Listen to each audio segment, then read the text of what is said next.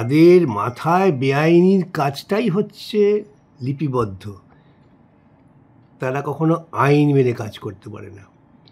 প্রথম দিনই আমি বলেছিলাম এবং সওয়ালও করেছিলাম যে 2016-এ নিয়োগ বাতিল হয়েছে, অতএব যারা সেই নিয়োগ প্রক্রিয়ায় অংশগ্রহণ করেছিলেন তাদের নিয়ে নতুন করে স্বচ্ছভাবে নিয়োগ করার ব্যবস্থা নেওয়া হোক।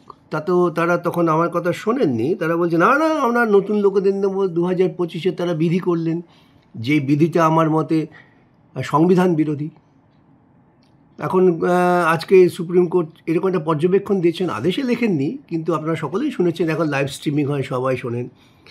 সেখানে সুপ্রিম কোর্ট এই পর্যবেক্ষণ করেছেন। যোগ্য অযোগ্য নয়, সুপ্রিম কোর্ট কোথাও যোগ্য অযোগ্য শব্দটা ব্যবহার করেনি। এটা তৈরি করেছেন মমতা।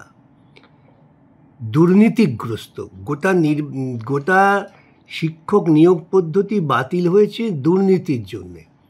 এই দুর্নীতিতে একদলকে পাওয়া গেছে যারা সরাসরিভাবে দুর্নীতির সঙ্গে যুক্ত, আর আরেক দল যারা সরাসরি যুক্ত নন। সুতরাং এটাকে যোগ্য অযোগ্য এই নিরিখে বিচার করলে বিচারটা ভুল হবে।